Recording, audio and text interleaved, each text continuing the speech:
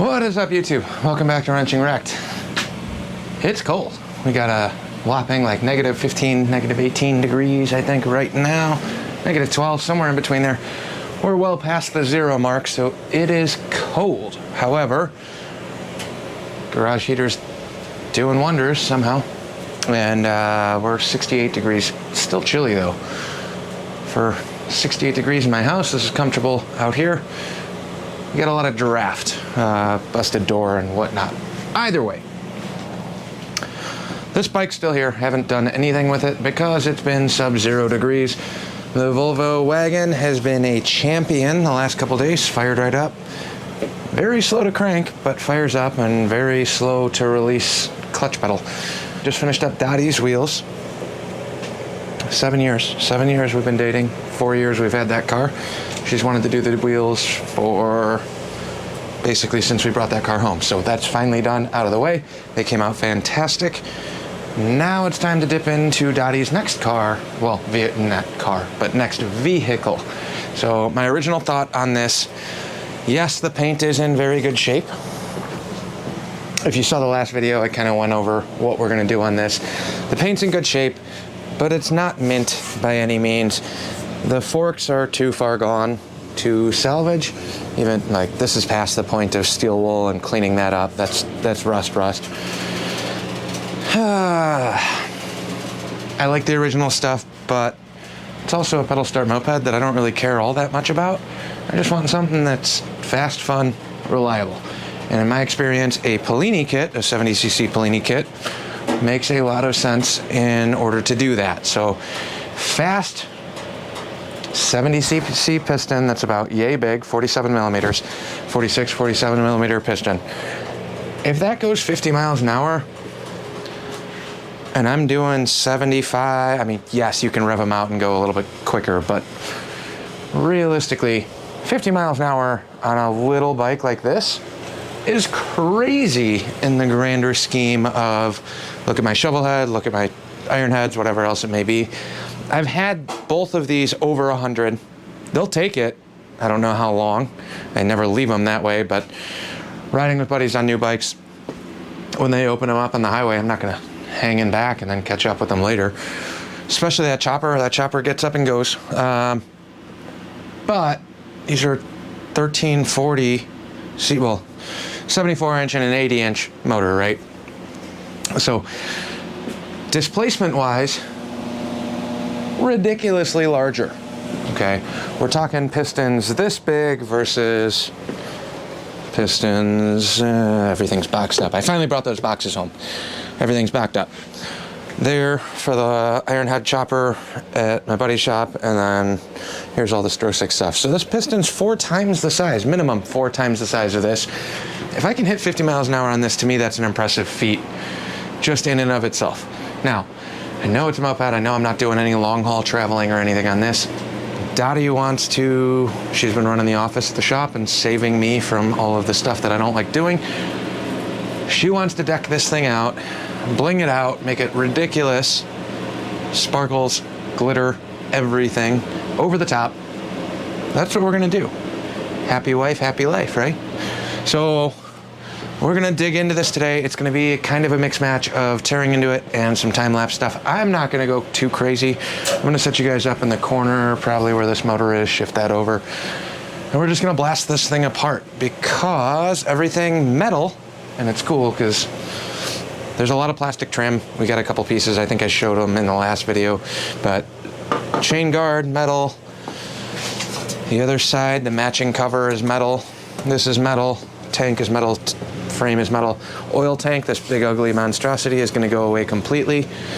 This is kind of goofy. This is actually pretty desirable and worth some money, so this will probably get sold. The bicycle style neck post with the adjustable handlebar clamps. I don't know if we're gonna end up running those. We're probably just gonna drill some holes and do some regular clamps, or we're gonna put a set of EBRs on here. Haven't decided yet. The wheels are roached. Not worth spending the money or time on spoking and fixing all of that. Fenders are okay. Front fender, that might stay, I don't really know. Basically, I get to build this motor the way that I want to, which is going to be ideally somewhere in between 45 and 51 miles an hour is my guesstimate right off the bat. We have Snowflake mag wheels at the shop already that I just brought down from upstairs. There's one good tube, so if I want to skimp out on tires, we can, but essentially we've rationed ourselves, well, not rationed, but we gave ourselves $1,000 to spend on this from start to finish. So do I have some advantages there? Yes, I have a powder coating shop. We do sandblasting in-house, so I don't have any cost in terms of paint refinishing or aesthetics on that end. Parts-wise, I used to have dealer accounts. It's been a very long time since I worked on these. I got dealer accounts with V-Twin, some of the Harley stuff. Now, I don't have that for them anymore because it's just been so long since I've built one of these. So I'm going to pay regular retail like you guys would if you ever were to tackle a project like this. So the cylinder kit's $189, which is a lot. And then they do not, well, they make a couple pipes for these, but they're like 200 bucks. I'm trying to stay under that, and I know for a fact I have two or three expansion chamber sections sitting at the shop. So however I can make those work, if it works, cool. If not, I will spend $80 on a Pook brand circuit pipe. It's like the circuit pipes basically come down off of the cylinder and wrap around into an expansion chamber here, and then you get a little baffle right here. Or we take the stock header, which I think is actually in a pretty good spot to hack and weld something, and then I just make the mount to weld that up onto the stock exhaust mount right there. So basically cut this off. Now, the problem with doing custom pipes is the header length on two strokes especially has a crazy amount of input on your top speed. For example, back in the day, I had a Minerali V1 motor that I built a pipe for. I took a EV turbo pipe, one of the cheapest expansion chamber pipes. They're loud as crap, but they work well, and welded it up to a stock header. First time I had it set up, the thing was stupid fast from 0 to 45, but I couldn't get anything out of that. I cut 2 inches of header section, just the header where the baffle started or the expansion chamber started. Cut 2 inches out, and I picked up 15 miles an hour from 2 inches of header section. So on 4 strokes or car applications, I mean, you can bang them and dent them and dimple them or whatever else, and it's not going to make that big of a difference. But on a 2-stroke, the header length has a crazy amount of input in terms of your top end performance. Shorter header, higher top end, longer header, better low end. Okay. There's a lot of science, there's a lot of math, there's a lot of people way smarter than I am with that, but I'm just talking firsthand experience. So, we're gonna try and hack and weld something, just because we have metal, I have a welder, and that's cheaper, and we don't do a ton of that on this channel, just because at the home garage, we don't have much of that, but all of my better equipment is at the shop. I'm trying to combine these a little bit more. So, now I feel like I'm rambling. I'm gonna throw you guys up on the tripod. We're going to blast this thing apart and start making a pile of all of the stuff that needs to get coated. I'm undecided on the motor. There's a couple ways to approach it. I could drop the bottom end is free. Everything rotates the way it's supposed to. Clutch is working like it's supposed to. We're gonna dig into that a little bit deeper once we get everything down. But I haven't decided if I'm gonna split the cases yet. So I'm holding off on all of the motor parts I need to order until I get this down on the ground and get the motor out of it, and then I can make a decision as to whether I want to rebuild the whole bottom end. It's not that much more in terms of every bearing to replace in there, plus a case gasket. I'm looking at like 60, 70 bucks. So if I can throw fresh bearings, we are going to run the stock crank. I'm not replacing the crank. Pook stuff is way more affordable, way easier to get. On the Garelli stuff, aftermarket cranks are not a very easy thing to come by, but these Garelli cranks hold their own pretty well. I might replace the needle bearing on the connecting rod, this one here, but it is 4, 5, 6 bearings. I'm trying to remember off the top of my head. There's one on each side of the crank, 1 or 2 on the counter shaft, and then sometimes they have an offset one. So maybe we'll dig into this and do a bearing set. If we split the cases on this, then I'll grind out the transfers to match it to the cylinder when that all shows up. But I'm getting ahead of myself, way far ahead of myself. Today, we got to disassemble this. We got to rip this down. I think a lot of the excess crap is going to come off of this. So if you're a purist and wanted to see this thing fully restored, go elsewhere. Instead, we're going to hack and weld this, build a fun little ripper, and it's going to be our new show bike for bringing to all of the events that we do next year, because it's so easy to jam this in the back of the van. We have a bike trailer, but we do events in the city and stuff, and then it's a pain in the ass. Got to load in, park everything, then I got to park the trailer elsewhere, and then I'm worried about the trailer getting stolen or any of my other stuff disappearing, walking away from me. It's inconvenient. If we can put all of the vendor stuff in the back of the van, jam this thing in there, because it will fit anywhere, we're in much better shape than trying to lug these things around. Let me get you guys set up and we'll dive right into this. And then most of it will be time-lapsed. If anything comes up or any goofy stuff, I'll try and chime you in, but we'll be back when this thing's in pieces and fits in a box. I don't even know where to start. This is a complete bike that's never been apart, and now we're gonna butcher it. So we'll start with a beer and then dig in.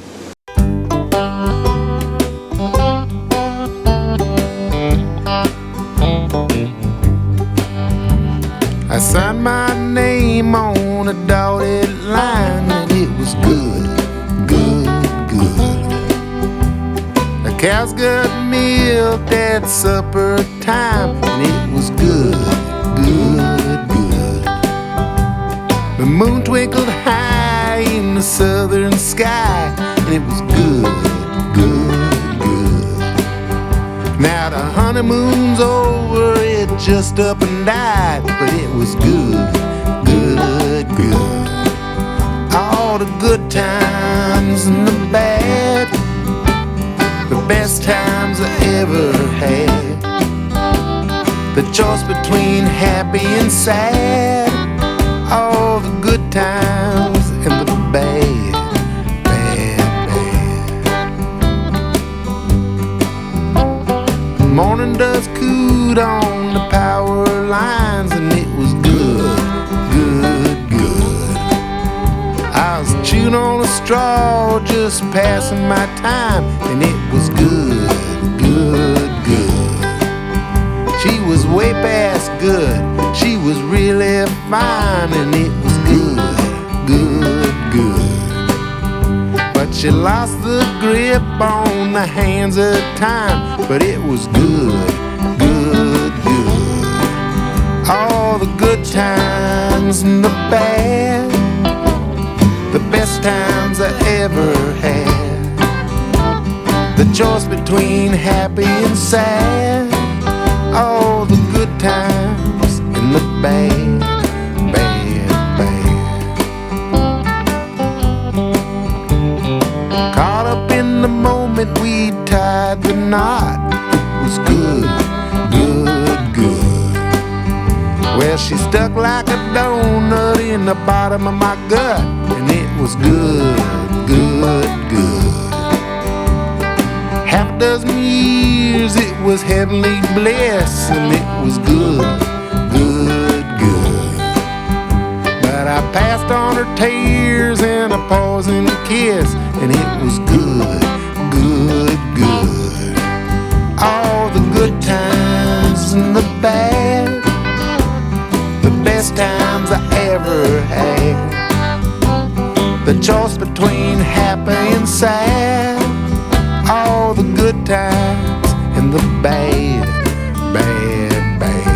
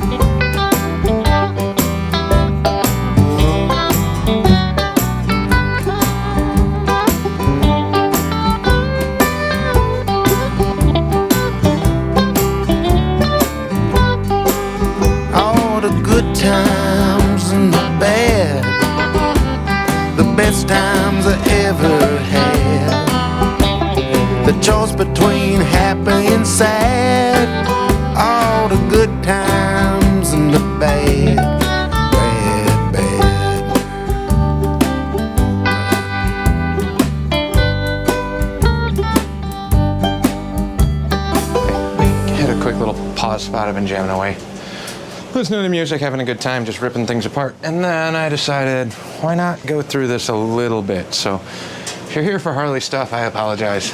This is a moped.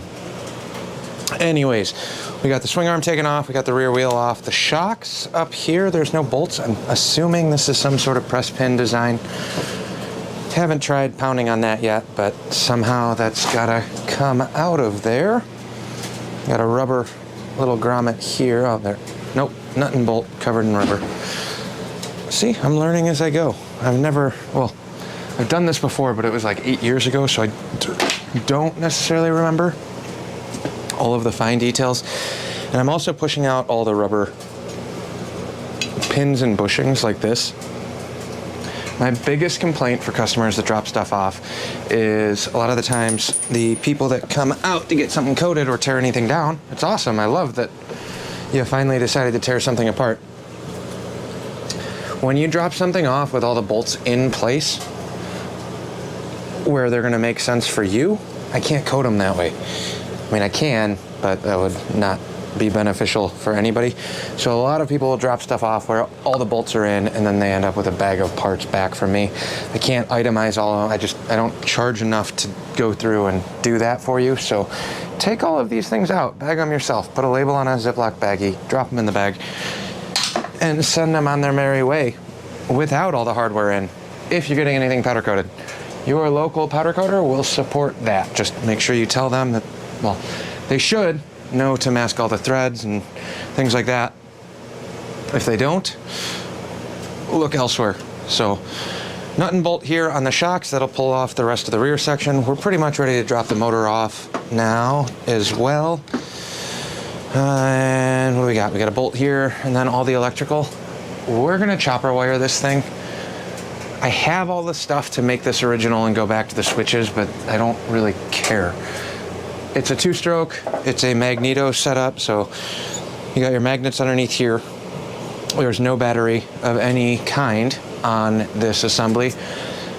And with the switches, like the horn works if you're going 30 miles an hour and you hit the horn, it has a little bit of sound.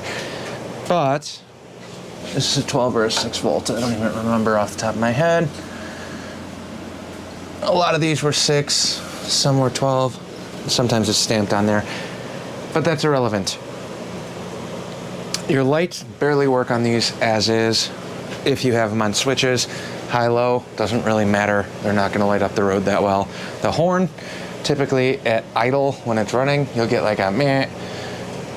Under riding circumstances, it's a substantial horn. It actually sounds like a horn, but you need the revs in order to do that. Kind of like this. If you watched any of the kickstart videos with the headlights flickering and flashing on and off at idle, then you give it a little bit of throttle, it goes.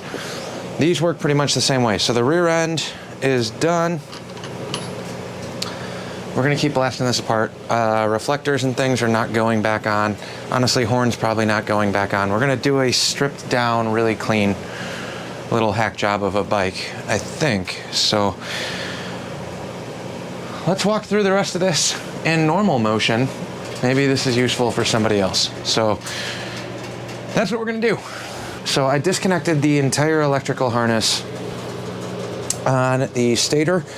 There are 3 wires, black, yellow, blue. If I remember correctly, the Italian ones typically run blue as your ignition, yellow is your lighting circuit and accessories, all of which don't really matter that much. We have I actually really do like this. As simple as this is your electrical connector harness. It's quick little crimped ends, so you cut the end off your wire, and there's little flathead screws that hold them into this little terminal block. It's nice, it's clean, very organized. So I have this one in the rear. This is the one that we just pulled off of the coil before we stopped the time lapse. Everything else runs up to the switches.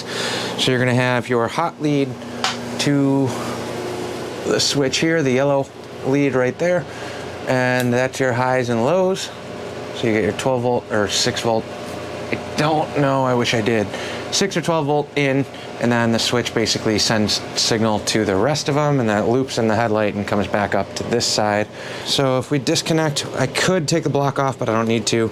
I'm gonna leave the stock wiring harness intact. I'm not cutting anything on this, because when we drop the motor out, the entire wiring harness will drop down, and then we'll pull the front end. And all of that will stay together. So right now, I think I'm gonna pull the shocks off just because I want to keep working on the back first. Some more tools here. It's been fun relearning metric things. I haven't used a bunch of metric sockets or tools in a very long time. And I'm not as good at guessing metric things as I used to be. So on these, I thought this was just like a little press-in thing, but it's not. It's a bolt shock, and then it goes into a threaded spacer. So when I pull this off, the grab rail is going to go away, like so. And there's the threaded spacer. So grab rail goes in the box, bolt comes out, shock comes out, and then we'll slap these right back together. The big thing at this juncture, I know I just complained about everybody dropping stuff off at a powder coating shop to leave everything assembled. I'm doing that, but none of this stuff is getting coated right away. So for me, when I get up to the shop and these things are ready to go in the blast room, once we get caught up on customer work, then I'll bag and tag them, or I'll have Dottie bag and tag them, because this is her bike after all. So all of the shock assemblies, top and bottom bolts are all together. And if you didn't see in the time-lapse clip, I have one storage bin, so all of the parts are going in here. As long as I've been around this enough, I'm not afraid to figure things out, and if I have to replace some hardware that I lose, whatever it happens. You don't want to most of the time, because it's usually inconvenient, especially if it's metric stuff. If it's standard coarse thread, I have a plethora of that. I have a very limited amount of metric stuff. But whatever comes off of this bike is going into that box. As long as it's in the box, I should be able to find it when it comes time to put everything else back together. We got the whole rear half off now. There's some bushings in here. We're not worried about that or pressing those out at the moment. I think we're about ready to drop the motor out of here. So we got a 13 mil on the front. If I need a wrench, we will. Maybe I'll get lucky and I won't.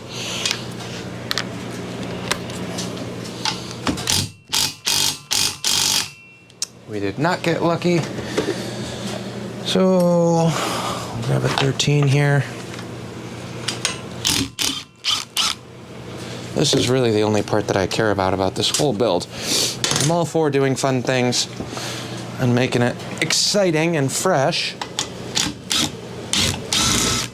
So it's a through bolt, but when I pull this, it might try and drop. Well, it's gonna catch on the rear, so we don't have to worry about that. It gets really light and tipsy when you get into that. So I'm gonna keep all the motor mount bolts together. Just gonna put a nut on this. This is the front right here for now. Here's our swing arm bolt. This can go actually right back into the swing arm section. I got lucky on that rear one. So pull the nut there. Back this off. There's a ground underneath this as well. And then our motor is going to be floating, so this might just drop. I don't really care if it does. We'll kind of see what happens here. And we just lost a star washer, but we'll pull the motor first. So now we got the motor out. Put this right back up front. Garelli's use a bushing and a rubber mount on the case itself. Don't think we're going to be replacing those. Where's the star washer that I dropped? Right here. So we go, here's the ground from the inside of the case. Then a washer. Lost a bushing from somewhere, so we'll throw that back in the box. But now our motor's completely disconnected. This will stay here with, this is all gonna get sandblasted and cleaned up if we end up tearing into it. I haven't decided yet. But now we got a shell. Just a shell of a moped. We got a kickstand, a front end. I'm probably gonna leave the kickstand on for now. That's gonna get all taken out. When we go to coat this, every single nut and bolt will be taken out, every single washer, all of these things will be removed. But for right now, here's where they broke that taillight. So we bought a new one because it got knocked or something, but we got a 10 mil there. Now we're on to pretty much the front end and the wires and all the fun stuff. Well, it's very tippy now. So we can either start messing around with the wiring and the cables, or do we want to rip the front end off in pieces or as one piece?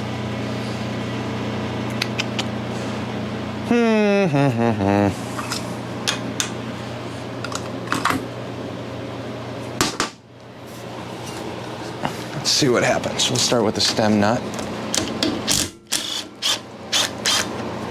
So this is basically glorified bicycle parts at this point. Grab a wrench.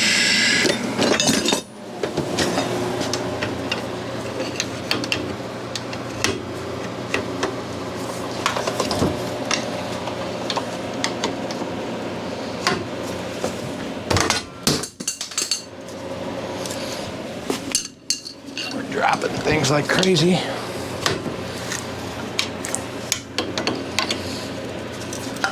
So this setup is actually relatively desirable for some reason.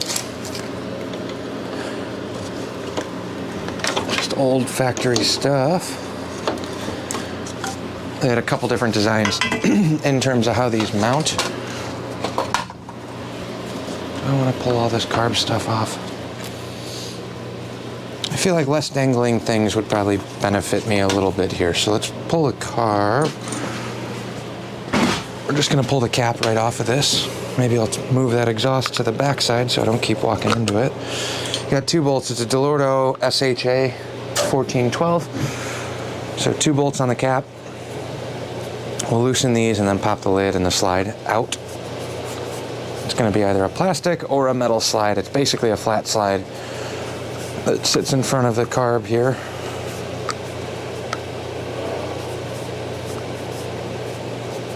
And then it's got a locking choke mechanism that engages through the center body of the carburetor. So it's a click choke.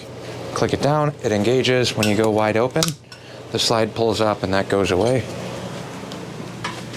Or it hits the little detent and then that goes away. So they're mostly free now. Most of this stuff. We'll pull the bulbs out of the speedo. Let's actually separate the speedo real quick too. And then we'll pull the upper clamp, lower clamp on the triple tree. That should get us pretty close to home. If I pull the speedo drive off of here, then we should be okay to drop the front end.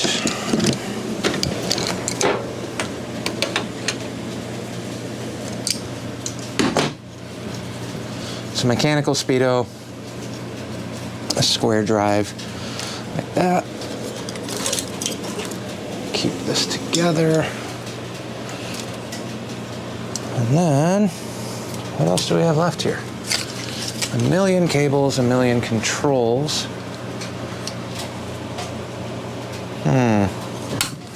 Wiring will stay intact. Horn stuff can all stay intact. Cables can stay intact. I'm just trying to figure out what's going to get separated. It's because we got the speedo gauge that mounts to the triple tree bolts, so it's kind of holding this cluster of wires in. So if I want to pull everything out of here, we have one little metal zip tie factory that's never been apart, and now we're ruining it. That disconnects this from the cluster, like so. So now we should be able to just rip these upper triple tree bolts out. 13 mils.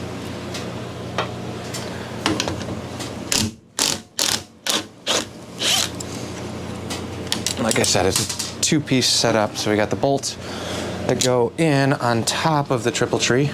Not every one of these bikes came with these. but set these here. Now, our triple tree is free and floating. Hopefully this handlebar assembly will come loose. This is kind of like that bicycle style here. When in doubt, just start loosening things, right?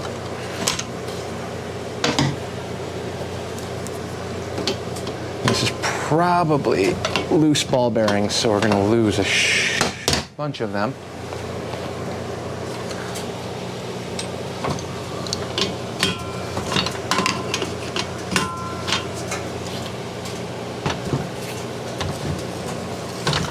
Come on.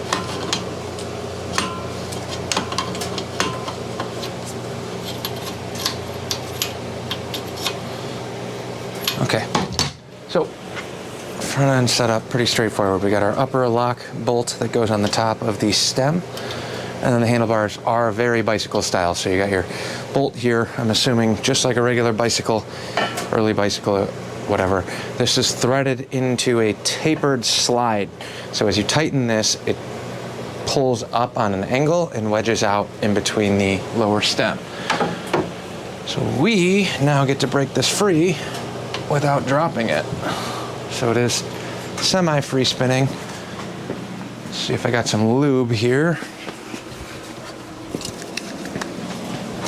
Work smart, not hard, right? So I don't have any PB Blaster or anything like that, but I do have some WD-40, so let's let this soak a little bit.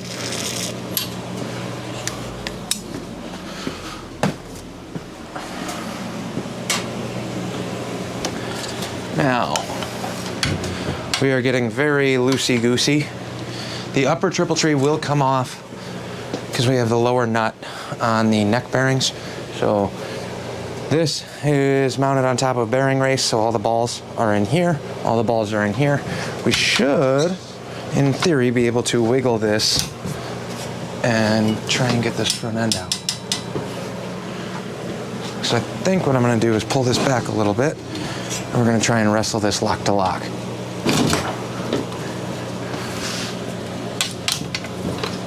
It wants to tip really bad, so if this falls off the bench, that's why.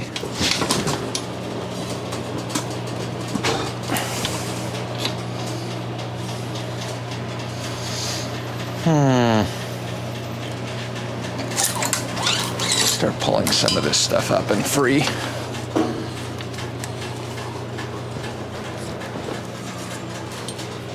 Speedo's down, throttle cable's down. Let's yank this out. So I just took the carb hat off. I'm gonna drop that in the bin. We're not gonna be reusing that anyway. Throttle cable. See what I can get free from this little housing. Front brake's still hooked up.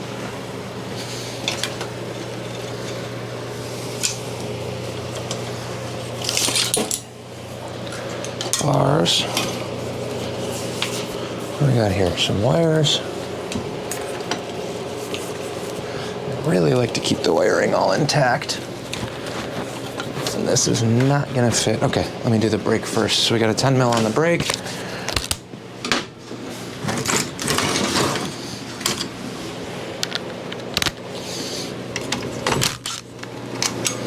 I'm not taking those all the way out. I'm just loosening them. It's a cable and a pinch bolt. And this housing for the brake has definitely seen better days, so these are going to get replaced. It's so brittle.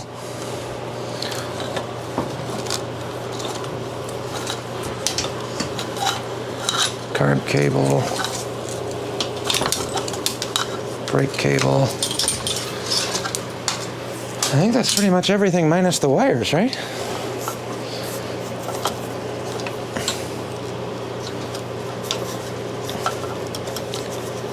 Wires are free, minus the horn and the headlight, all of which should stay together when we start ripping this apart. So How far do I want to go?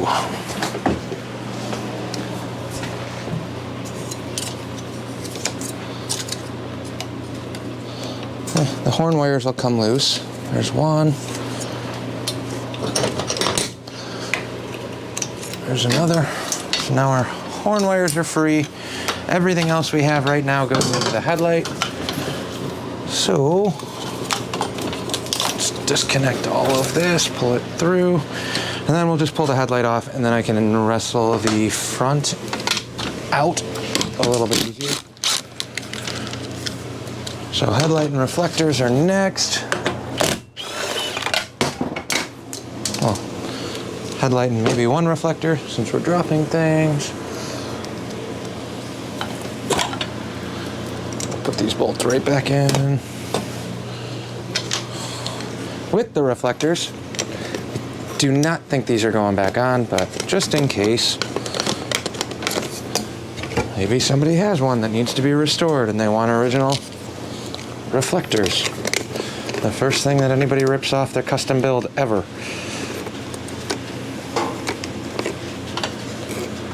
So now, front end is done, minus some switches. This mirror is going to be very irritating and get in my way. So on the switches, you got 2 mini micro terminals on the brake switch. It's just a mechanical unit. So that one's free on that side. And then we should have a screwdriver set up for the switch here. Just a little flathead.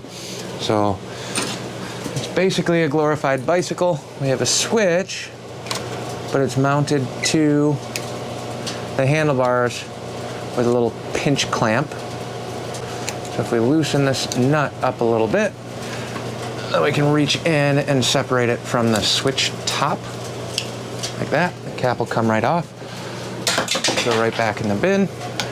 And once you get the clamp off, the wires come free. And now we should be just about done. And this whole harness should come out. We got the brake light switch on this side still too. Just like that. There's all of the electronics. Donezo. Throttle cable's free, brake cables are free, clutch cables are free. So these can all dangle.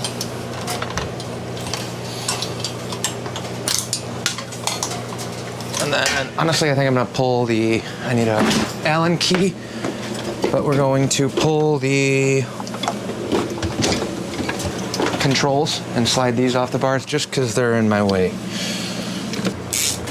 So you got one 5mm pinch bolt up on the bars. And then they integrate your brake and the starter clutch on the left-hand side. So this one's gonna fight me because of the grips. The other side, the throttle side, should slide right off now.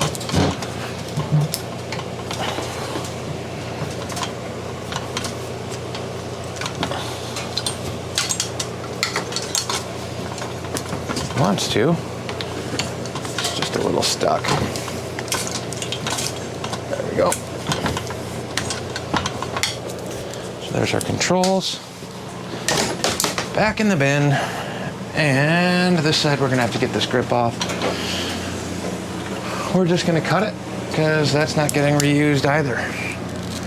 I could just hook up the compressor and use air. Air works really well to pop these off, but we're not reusing them. And we'll walk this right back. Pull the cables up so they're not in the way.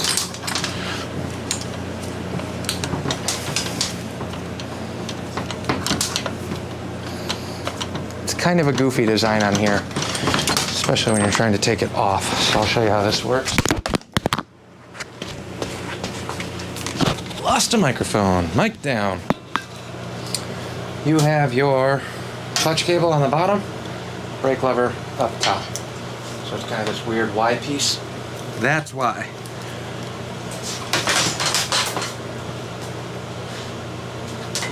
Fix the microphone. I'll be right back. Let me move some of this stuff back around. and shift some things, put some of the tools back where they're supposed to. And then we're gonna wrestle this front end off. And you guys need a battery. This thing's about to die. So let me freshen up the battery. Then we'll do this. It's not fun, so I'm trying to stall. We'll be right back. We're at the point where we now need to wrestle the front end out of here. So bicycle design, there's a stem. Instead of trying to do this up in the air, we're just gonna drop this right on the ground. And then, hopefully it doesn't fall over, which it very easily could. We're gonna try and twist these handlebars out of the rusted stem. So at least now, there's a little bit of wiggle room. I feel like I'm pushing this down though. Need to pull up on it.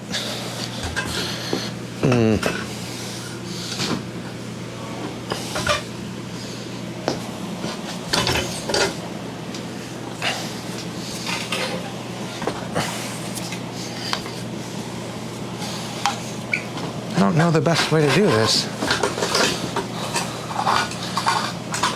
other than having a buddy come over.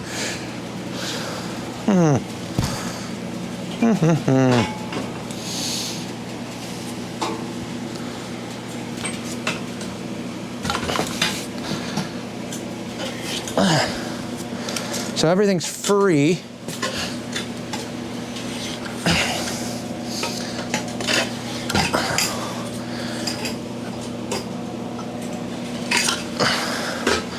And kind of spinning.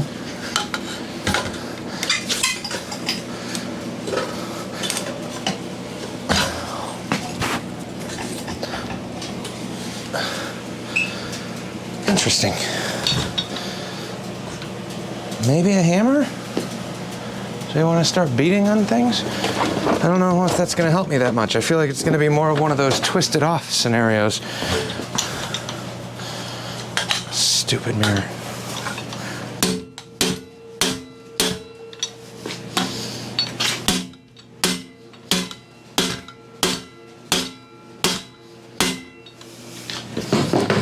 I feel like that might be moving a little bit.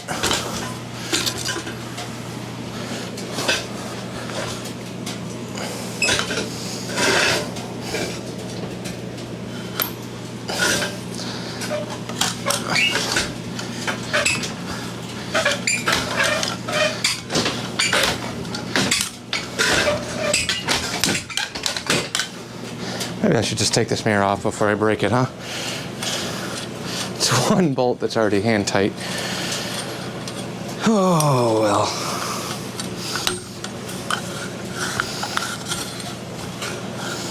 Because we're not going to get any more gentle with this, I promise that. I'm going to click you guys up and move you this way a little bit, because I'm already anticipating I'm going to be fighting on this, fighting on this, fighting on this, and then it's going to go. At which point, it will most likely fall right into the iron head chopper. But that's not going to stop us.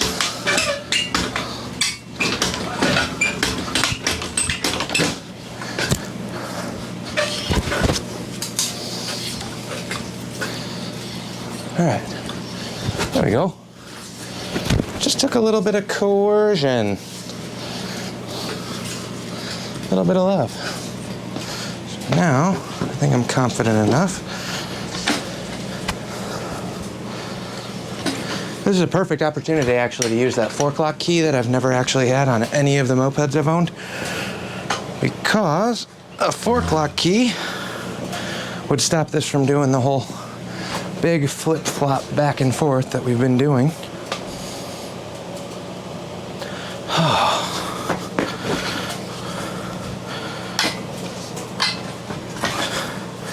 So I can only go left right now.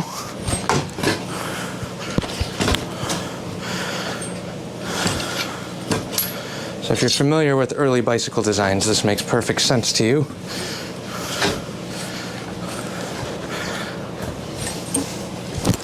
Almost there.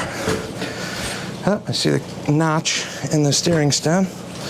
I'll show you what this looks like up close in a second.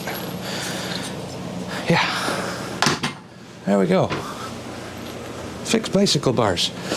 So you have this little section here. Hopefully that shows up. See the little slit? Basically, this is a tapered bore. So as you tighten this top nut on the fork stem, it pulls up on here and expands that tube to lock it into place. We might be reusing these, so I gotta kind of save those. But now our front end is apart. Our triple tree will slide right off. We're loose in the forks already.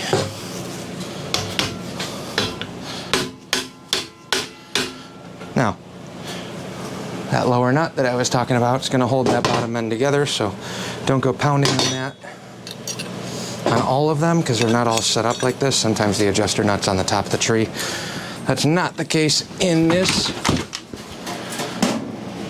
So now we get to take this apart and try not to lose all of the balls. And for that, do I want to put this up on the bench? Let's see how gentle we can be. Ooh, lucked out. We got caged.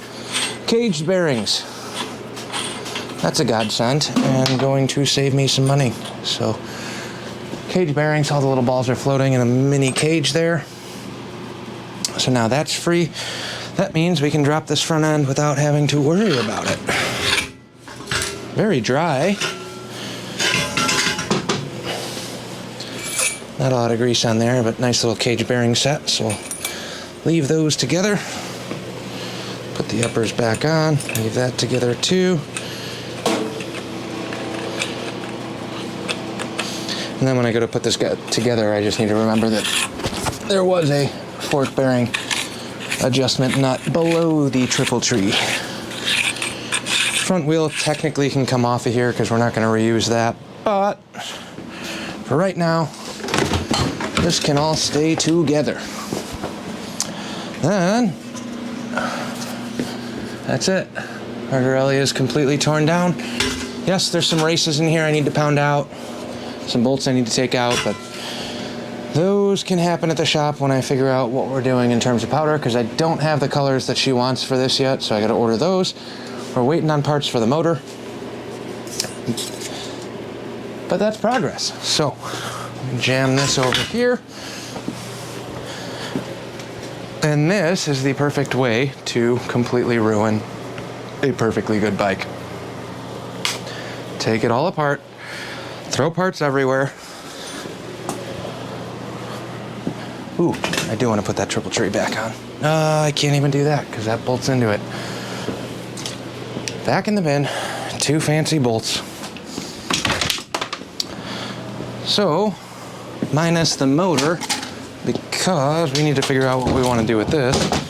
And if you've been following this channel for a while, I would assume that, one, you're probably not into mopeds, you're most likely into Harley things. And looking at a little crappy motor like this probably doesn't mean anything to you. But if you are in here for random motor things and constantly doing different stuff, we'll tear into this. So it's a piston ported, 2-stroke, 2-speed automatic, magneto technically, or stator. Fun little bike. The downside to Garelli's, they do have rubber clutches that don't like handling a ton of power. They make aftermarket ones. Good luck finding them now. So leave the motor up on the bench. We'll start figuring out if we're gonna split the cases or not. If we don't split the cases, Polini kit will go right in. It will bolt up, but you're not gonna optimize it, okay? If you wanna make more power, split the cases, freshen up the bearings because they're cheap in the grander scheme of things, and case match this. So when we get the new kit in here, I'll show you the gasket for the Polini kit compared to the stock cases and go from there. If you want to open it up, especially on a motor like this, a Garelli or Pook stuff too, if you're not going case inducted or doing anything crazy, 2 transfers on each side, just like doing a car or Harley heads or anything else. Smooth this out, match it to the gasket. It's airflow, in and out, especially on a 2-stroke, but there's a lot of meat on this aluminum. Don't go too crazy. down here by the studs, but open these transfers up, match it on the cylinders, make sure everything's uniform from the intake to the exhaust port, and then you're ripping. So there you have it, Garelli in a box. That'll go to the shop. We'll start disassembling and blasting all that. Build a roller first, because the motor's gonna take me a little bit before I order parts. Thanks for watching. Like, comment, subscribe. I know it's not typical Harley content, don't worry. This guy's still here, still being stubborn. Starting better, but still being kind of stubborn, so we still got some work to do on that. Super Glide's gotta come up here, and that might actually happen while we're waiting on parts for this, because that could take quite a while. Thanks for watching. Thanks for the support. We will catch you guys on the next one.